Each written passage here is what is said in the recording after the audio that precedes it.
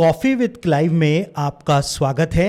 और coffee with Clive के आज के इस एपिसोड के अंदर हम एक बहुत ही कंट्रोवर्शियल विषय के ऊपर, सब्जेक्ट के ऊपर बाइबल से चर्चा करने का प्रयास करेंगे। और आज जिस विषय के ऊपर हम चर्चा करने जा रहे हैं, ध्यान केंद्रित करने जा रहे हैं, वो विषय है कि क्या मासिक धर्म के दौरान, यानी कि पीरियड्स के दौरान या मेंसेस्ट्रल साइकिल के दौरान प्रभु भोज महिलाओं के द्वारा या लड़कियों के द्वारा लिया जा सकता है या नहीं लिया जा सकता है। आज हम इस विषय के ऊपर चर्चा करने जा रहे हैं।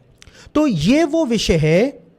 जिस विषय के ऊपर जितने भी पास्टर हैं वो अधिकतर इसका जवाब देने से बचते हैं, क्योंकि बाइबल के अंदर स्पष्ट रूप से इसके बारे में नहीं बताया गया है कि क्या मासिक धर्म के दौरान प्रभु भोज लिया जा सकता है या नहीं लिया जा सकता है। और क्योंकि बाइबल में नहीं बताया गया है, इसलिए जितने भी बाइबल शिक्षक हैं, पास्टर हैं या प्रचारक हैं या काउंसलर्स हैं, वो इस विषय का जवाब देने से बचते हुए आए हैं। लेकिन नए नियम के अंदर एक भी ऐसा वचन नहीं पाया जाता है, ना तो डायरेक्टली और ना इनडायरेक्टली, एक भी ऐसा वचन नया नियम के अंदर मौजूद नहीं है जो इस बात को कहता हो कि मासिक धर्म के दौरान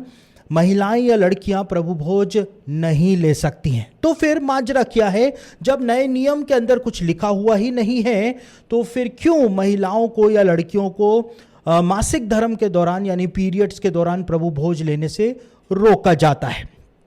दरअसल बाइबल के पुराना नियम के अंदर लेवी व्यवस्था की पुस्तक में परमेश्वर ने मासिक धर्म के विषय में कुछ स्पेसिफिक आज्ञाएं जो थी वो मूसा को व्यवस्था के अंदर प्रदान करी थी। और परमेश्वर ने क्या कहा था, सबसे पहले हम उन वचनों को पढ़ लेते हैं और उसके बाद हम उन वचनों को जब समझेंगे तो सारा का सारा मैटर जो है वो हमारे सामने क्लियर हो जाएगा। तो लेवी व्यवस्था उसका 15 अध्याय 19 से लेकर 22 वचन आपके सामने पढ़ रहा हूं, जहां पर मेंसेस्ट्रल साइकिल के लिए कुछ आज्ञाएं परमेश्वर ने मूसा को 3500 साल पहले प्रदान करी थी। यहां पर लिखा हुआ है, फिर जब कोई स्त्री ऋतुमती रहे तो वह 7 दिन तक अशुद्ध ठहरी रहे, और जो कोई उसको छुए वह सांझ तक अशुद्ध रहे, और जब तक वह अशुद्ध रहे तब तक जिस वस्तु पर वह लेटे और जिस जिस वस्तु पर वह बैठे वे सब अशुद्ध ठहरे। और जो कोई उसके बिछोने को छुए वे अपने वस्त्र धोकर जल से स्नान करे और सांझ तक अशुद्ध रहे। और जो कोई किसी वस्तु को छुए जिस पर वह बैठी हो वे अपने वस्त्र धोकर जल से स्नान करे और सांझ तक अशुद्ध रहे। तो लेवी व्यवस्था के ये वचन जो 15वें अध्याय के अंदर दिए गए हैं, इनके तहत परमेश्वर ने जो स्त्री मासिक धर्म के अंदर रहेगी उसको 7 दिनों तक अशुद्ध किया था। और ये स्पेसिफिक आज्ञा परमेश्वर ने प्रदान करी थी। लेकिन इसके साथ ही साथ 23वें वचन के अंदर परमेश्वर ने एक और बहुत महत्वपूर्ण बात बोली थी, और उस बात को जो कि लेवी व्यवस्था और उसके 15 अध्याय और उसके 23वें वचन के अंदर लिखी हुई है, उस स्पेसिफिक आज्ञा को नहीं समझने के कारण ही ये सारा का सारा अशिक्षा का अभाव जो मसीहत के अंदर पाया जाता है मेंसेस्ट्रल साइकिल को लेकर के, उसकी वजह से ही महिलाओं को उनके आत्मिक जीवन के अंदर रोका जाता है कि वो मासिक धर्म के दौरान कोई भी ऐसी एक्टिविटी ना करें। तो 23वें वचन के अंदर क्या लिखा है उसको जब हम समझेंगे तब जाकर के मैटर हमारी नजरों के अंदर साफ हो जाएगा। 23वें वचन में यानी लेवी व्यवस्था 15:23 में लिखा है, परमेश्वर ने कहा था कि जिस वस्तु पर वो स्त्री लेटे या बैठे वो अशुद्ध हो जाएगी, लेकिन वो वस्तु अशुद्ध होगी कब, ये परमेश्वर ने स्पेसिफिकली 23वें वचन में बताया था मूसा को। परमेश्वर ने कहा था, और यदि बिछोने व और किसी वस्तु पर जिस पर वह बैठी हो छूने के समय उसका रुधिर लगा हो तो छूने हारा सांझ तक अशुद्ध रहे। परमेश्वर ने स्पेसिफिकली मूसा को बताया था कि कोई भी कुर्सी, कोई भी बिस्तर, कुछ भी चीज जहां पर मेंसेस्ट्रल साइकिल में जो महिला होगी या जो लड़की होगी वो गई हो, बैठी हो, लेटी हो, वो तब ही अशुद्ध मानी जाएगी वो चीज जब उसका रुधिर जो है उन चीजों के ऊपर बैठने से या लेटने से लग जाए, यानी मेंसेस्ट्रल ब्लड जो है वहां पर लग जाए, तभी वो चीज जो है वो अशुद्ध यानी इन्फेक्टेड मानी जाएगी। तो परमेश्वर ने स्पेसिफिकली यह आज्ञा प्रदान करी थी कि कोई चीज किसी ऋतुमती स्त्री से तब ही अशुद्ध हो सकती है जबकि उसका जो मेंसेस्ट्रल ब्लड होता है वो उस चीज के ऊपर लग जाए, तभी वो इन्फेक्टेड होगी, बाकी वो इन्फेक्टेड नहीं होगी। तो इस वचन से हम इस बात को समझ सकते हैं कि बाइबल के जमाने के अंदर महिलाएं जो हैं उनके पास पर्याप्त सैनिटरी सुविधाएं मौजूद नहीं थी, और इस वजह से बाइबल के समय की जो महिलाएं होती थी, लड़कियां होती थी, वो बहुत ज्यादा परेशानियों का सामना किया करती थी। यहां तक कि बाइबल के अंदर इस बात को बताया गया है कि जो स्त्रियां मेंसेस्ट्रल साइकिल के अंदर हुआ करती थी बाइबल के जमाने में,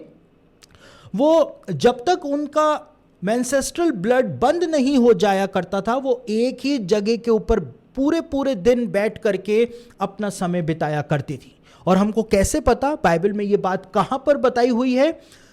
उत्पत्ति की पुस्तक के अंदर बताया हुआ है कि जब लाबान जो था अपनी बेटी राहेल के तंबू की तलाशी लेने के लिए आता है, तो राहेल अपने पिता के सामने खड़ी नहीं होती है और अपने पिता से क्षमा मांगती है। वो क्या कहती है? हम उन वचनों को पढ़ लेते हैं जो उत्पत्ति की पुस्तक में लिखे हुए हैं। उत्पत्ति की पुस्तक उसका 31 अध्याय उसके 35वें वचन के अंदर क्या लिखा है आपके सामने पढ़ रहा हूं। यहां पे राहेल कहती है अपने पिता से, हे मेरे प्रभु, इससे अप्रसन्न ना हो कि मैं तेरे सामने नहीं उठी, क्योंकि मैं स्त्री धर्म से हूं। यानी कि पर्याप्त सैनिटरी सुविधाएं ना होने के कारण बाइबल के जमाने की जो महिलाएं हुआ करती थी, लड़कियां हुआ करती थी, वो पूरे पूरे दिन एक ही जगह के ऊपर बैठ करके अपना समय बिताया करती थी, ताकि उनके मेंसेस्ट्रल ब्लड जो है उसकी वजह से उनके घर की दूसरी चीज़ें जो हैं वो अशुद्ध ना हो जाएं या वो इन्फेक्टेड ना हो जाए, इसलिए वो एक ही जगह के ऊपर बैठ करके अपना समय बिताया करती थी। तो जैसा हमने देखा कि बाइबल के ज़माने की जो महिलाएं हुआ करती थी, उनको बहुत परेशानियों का सामना करना पड़ता था, क्योंकि उनके पास पर्याप्त सैनिटरी सुविधाएं मौजूद नहीं हुआ करती थी। और परमेश्वर ने मूसा को स्पेसिफिकली बताया था लेवी व्यवस्था 15 अध्याय और उसके 23वें वचन के अंदर कि एक वस्तु या एक बिस्तर या कोई सी भी दूसरी चीज जो है वो केवल तब ही एक मेंसेस्ट्रल साइकिल से गुजर रही महिला के द्वारा अशुद्ध हो सकती है, जबकि उसका मासिक धर्म में बहने वाला रुधिर जो है, लहू जो है, उन चीजों के ऊपर लग जाए, तभी वो चीज जो है वो अशुद्ध होगी या वो इन्फेक्टेड होगी। परमेश्वर ने स्पेसिफिकली इस बात को बता दिया था। तो ये बाइबल के जमाने की बात थी, लेकिन आज की जो परिस्थिति है वो इसके बिल्कुल विपरीत है। यानी आज महिलाओं के पास पर्याप्त सैनिटरी सुविधाएं मौजूद हैं मेंसेस्ट्रल उनके पीरियड्स के लिए, जिसकी वजह से लेवी व्यवस्था 15 अध्याय 19 से लेकर 23 वचन के अंदर जो भी लिखा हुआ है वैसा होने की गुंजाइश ना के बराबर ही होती है। यानी कि उनके पास पर्याप्त सैनिटरी सुविधाएं मौजूद हैं, इसलिए जो कुछ भी वहां पर लिखा हुआ है लेवी व्यवस्था में, ऐसा आज के समय में होना लगभग असंभव है। तो हम इस बात को देखते हैं कि बाइबल के ज़माने के लिए परमेश्वर ने जो आज्ञा प्रदान करी थी उसके पीछे हमको मेडिकल रीजंस देखने को ज़रूर से मिल जाते हैं, लेकिन उसके पीछे धार्मिक कारण जो हैं वो हमको देखने को नहीं मिलते हैं। यानी कि इन्फेक्शन से दूसरों को बचाने के लिए परमेश्वर ने एक स्त्री को 7 दिनों तक अशुद्ध किया था, ताकि उसके मेंसेस्ट्रल ब्लड के कहीं पर भी लग जाने के कारण कोई दूसरा व्यक्ति उससे इन्फेक्टेड ना हो जाए। इसलिए परमेश्वर ने एक स्त्री को 7 दिनों तक अशुद्ध किया था। और बाइबल के ज़माने की महिलाएं जो हुआ करती थी उनको मेंसेस्ट्रल साइकिल के अंदर बहुत परेशानियों का सामना करना पड़ता था। जैसे हमने देखा, राहेल जो है वो एक ही जगह के ऊपर बैठी हुई थी और उसने कहा था कि मैं खड़ी नहीं हो सकती क्योंकि मैं स्त्री धर्म से हूं। तो उनको काफ़ी परेशानियों का सामना करना पड़ता था। और यदि ये नियम जो परमेश्वर ने लेवी व्यवस्था में दिए हैं, यदि ये नियम सैनिटेशन के लिए नहीं दिए गए होते तो जब 12 वर्षों से लहू बहने वाली जो स्त्री थी, उसने जब यीशु मसीह को छुआ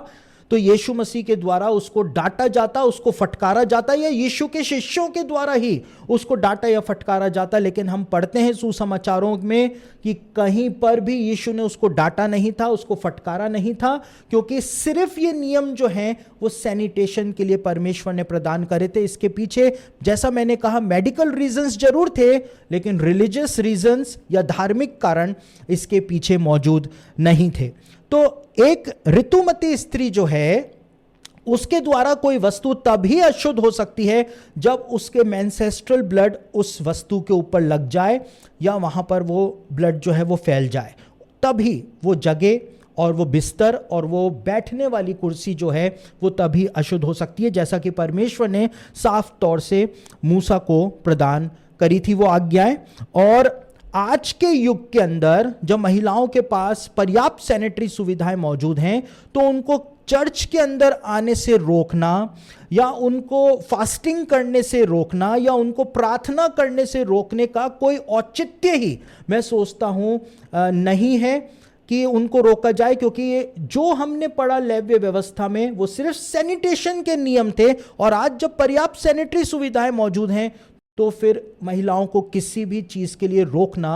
गलत होगा। साथ ही साथ हम इस बात को देखते हैं कि नए नियम के अंदर एक भी ऐसा वचन नहीं पाया जाता है जो मासिक धर्म के दौरान महिलाओं का प्रभु भोज लेना वर्जित करता हो। तो सिर्फ सैनिटेशन के लिए ये नियम दिए गए थे। तो महिलाएं जो हैं वो स्वतंत्र हैं, जब उनके पास सैनिटरी सुविधाएं हैं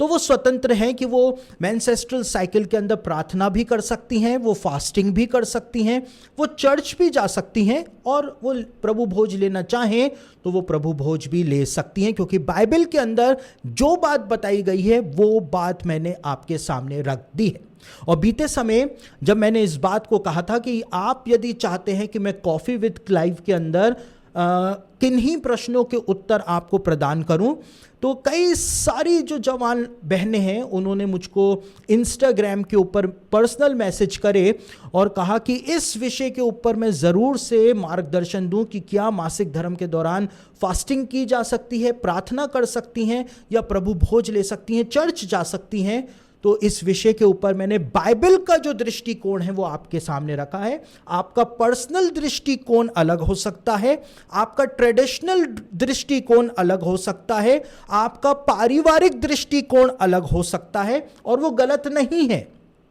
लेकिन मैंने बाइबल का जो दृष्टिकोण है वो आपके सामने रखा है। तो यदि आप बाइबल का दृष्टिकोण मानना चाहें तो आप मान सकते हैं। आप प्रभु भोज यदि मासिक धर्म के दौरान लेना चाहें तो आप ले सकती हैं, प्रार्थना कर सकती हैं, उपवास कर सकती हैं, कलीसिया के अंदर भी जा सकती हैं, और यदि नहीं जाना चाहें, आप परंपरागत नियमों को यदि निभाना चाहें तो आप वो भी कर सकती हैं। तो कॉफी विद क्लाइव के अंदर आज के इस एपिसोड के अंदर इतना ही। यदि आप भी चाहते हैं कि आपके किन्हीं प्रश्नों का उत्तर जो आपको प्राप्त नहीं हो पा रहा है उनको मैं दूं, तो आप अपने प्रश्न जो हैं हमारे ऑफिस के व्हाट्सएप नंबर के ऊपर हमको भेज सकते हैं, या इंस्टाग्राम के ऊपर पर्सनल मैसेज आप मुझको कर सकते हैं। आप मुझको फेसबुक के ऊपर भी हमारे पेज पर पर्सनल मैसेज कर सकते हैं, वहाँ पर भी आप हमारे पेज को ज्वाइन कर सकते हैं, ताकि निरंतर आप हमारे साथ जुड़े रहें और निरंतर अपनी बात जो है आप हमारे साथ हमारे पास पहुंचा सकें। तो कॉफी विद क्लाइव में आज इतना ही। अगली कड़ी में एक बार फिर से आपके सामने हाजिर होऊंगा।